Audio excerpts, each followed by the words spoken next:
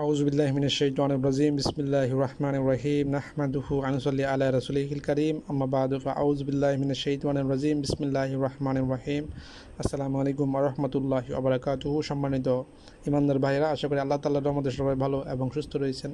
মহান আল্লাহ তাআলা আজকে আরেকটা বিশেষ তদবির নিয়ে আপনাদের সামনে উপস্থিত করে দিয়েছেন। আলহামদুলিল্লাহ, আজকে যে তদবিরটা নিয়ে আপনাদের সামনে উপস্থিত হয়েছি, এই তদবিরটা মূলত যে সমস্ত ভাইয়ের স্ত্রী চলে গেছে বাবার বাড়ি এবং অথবা অন্য কোনো লোকের সাথে এবং সে ফিরে আসতে চাচ্ছে না, এই ধরনের মহিলাদেরকে ফেরত আনার জন্য, এবং পাশাপাশি যে সমস্ত বোন তাদের স্বামী বিদেশে চলে গেছে, আসতেছে না এবং কোনো ধরনের খোঁজখবর নেয় না, তাদের জন্য, তাদেরকে ফেরত আনার জন্য। এবং 3 নম্বর হচ্ছে যে সমস্ত মা এবং বাবার ছেলে সন্তান যারা আছে অবাধ্য হয়ে দূরে কোথাও চলে গেছে অথবা কোনো মেয়ের সাথে বিবাহে সম্পর্কে লিপ্ত হয়ে মা বাবার খবর নেয় না, অনেক দূরে চলে গেছে, এই সমস্ত লোকদেরকে ফেরত আনার জন্য আজকের এই তদবির আপনারা ব্যবহার করতে পারবেন ইনশাআল্লাহ।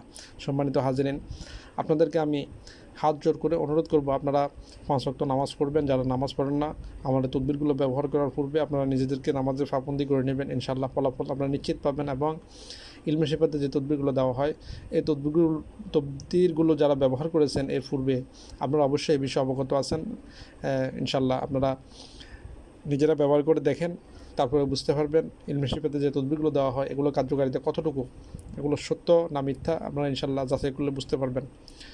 আর আপনাদের নিকট অনুরোধ থাকবে, আপনারা ইলমে শিফা এই চ্যানেলটি সাবস্ক্রাইব করবেন এবং আপনাদের মতামতগুলো আমাকে জানাবেন।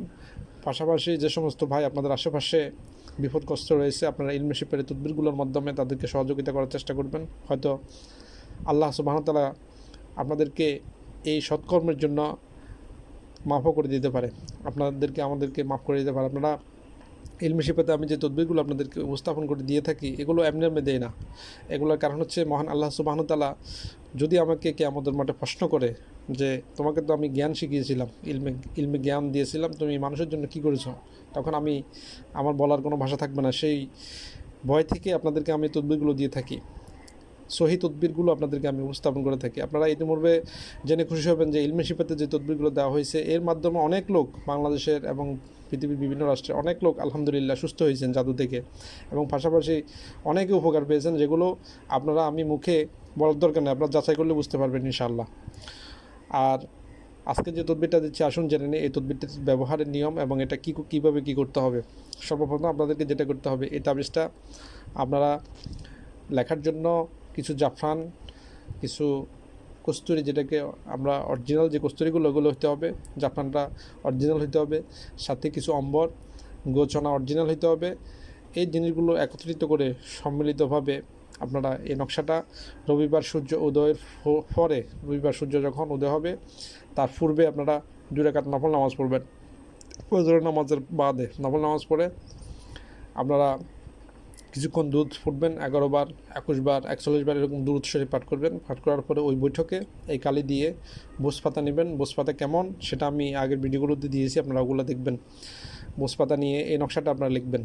এই নকশাটা শুধুমাত্র আপনাদেরকে একটা নকশা লিখলে হয়ে যাবে, 2টা নকশা লেখার দরকার নাই, একটা নকশা লিখলে হয়ে যাবে। আমি এখানে দেখাচ্ছি, নকশাটা বড় এই জন্য পুরোটা আসতেছে না, তারপর দেখানোর চেষ্টা করতেছি আপনাদেরকে।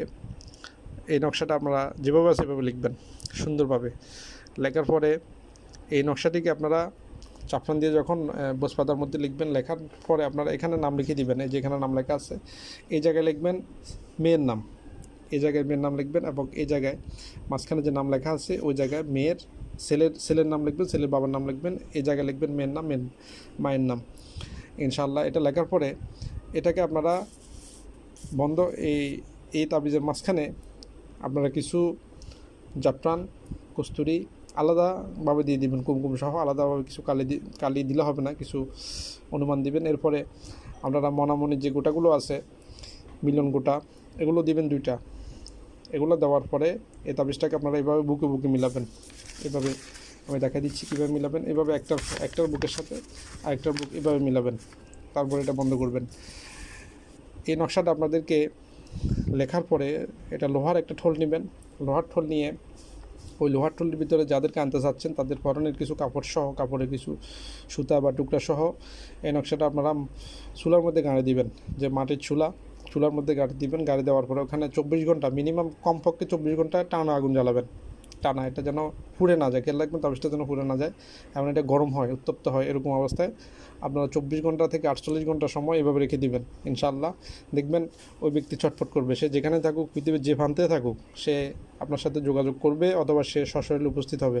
ইনশাআল্লাহ সে চটপট করতে থাকবে আপনার সাথে যোগাযোগ করার জন্য, তার অন্তরে একটা কম্পন সৃষ্টি হয়ে যাবে, তার শরীর কাঁপতে থাকবে। ইনশাআল্লাহ এই তদবিরটা ব্যবহার করলে আপনারা উপকৃত হতে পারবেন। আর পাশাপাশি ইলমে শিফার মধ্যে আমি অনেকগুলো তদবির আপনাদের জন্য দিয়েছি, যারা জাদুর দ্বারা আক্রান্ত, জাদুর চিকিৎসা কীভাবে করবেন ওই বিষয়ে আমি পরিপূর্ণ নিয়ম আপনাদেরকে দিয়ে রেখেছি। পাশাপাশি যাদের স্বামী স্ত্রীর অমিল, এগুলো কীভাবে সমাধান করবেন, জিনের চিকিৎসা, অনেক ধরনের সহি চিকিৎসা এখান থেকে অনেক কবিরাজ আলহামদুলিল্লাহ কাজ করে উপকার পেয়েছে। সাধারণ মানুষের কথা আমি নাই বললাম, কবিরাজ ভাইদের কথাই বলি, ওনারা যারা কাজ করে আলহামদুলিল্লাহ উপকার পেয়েছেন। আপনারা এবং যারা নতুন কবিরাজ রয়েছেন তারা এখান থেকে কাজ করে আপনারা ইনশাআল্লাহ রোগীদেরকে উপকৃত করতে পারবেন। এগুলো সহি এবং সঠিক বিদ্যাগুলো আপনাদের মাঝে আমি উপস্থাপন দিই, যেগুলো টাকা দিয়ে আপনারা কোথাও পাবেন না, টাকা পয়সা দিয়ে এগুলো হস্তান্তর করা যায় না। তো আপনারা ইলমে শিফাতে যে তদবিরগুলো দেওয়া আছে এগুলো আপনারা দেখার চেষ্টা করবেন। অনেকগুলো আমল, জিন হাজিরা, আয়না হাজিরা, পরি হাজিরা, দৈত্য হাজিরা আমি অনেকগুলো দিয়েছি, যেগুলো আপনারা কোথাও পাবেন না। এই সমস্ত সহি তদবিরগুলো আপনারা এখান থেকে শিখতে পারবেন, জানতে পারবেন, এবং এটার গোপনীয়তা কোনো কিছু আমি গোপন রাখি না নিজের কাছে। এবং আপনারা জেনে এটাও খুশি হবেন যে এখানে যে তদবিরগুলো দেওয়া হয় এই তদবিরগুলোর জন্য কোনো ধরনের এজাজত নেওয়ার প্রয়োজন নেই, আমার পরিপূর্ণ এজাজত দেওয়া আছে। অনেকে দেখবেন যে তদবির দেওয়ার পরে বলে যে সুন্ডি বরণ দিতে হবে, এজাজত নিতে হবে, এই ধরনের কোনো কিছু এখানে নেই। আপনারা নির্দ্বিধায় তদবিরগুলো ব্যবহার করে উপকৃত হতে পারবেন ইনশাআল্লাহ। আর সর্বশেষ দোয়া করি আল্লাহ তাআলার নিকট আপনাদের জন্য, আমার জন্য দোয়া করবেন, এবং আল্লাহ তাআলা যেন আমাদের প্রত্যেককে 5 ওয়াক্ত নামাজি হওয়ার তৌফিক দান করে। আজকে পর্যন্ত আমার তাওফিক ইল্লা বিল্লাহ। আসসালামু আলাইকুম ওয়া রাহমাতুল্লাহি ওয়া বারাকাতুহু।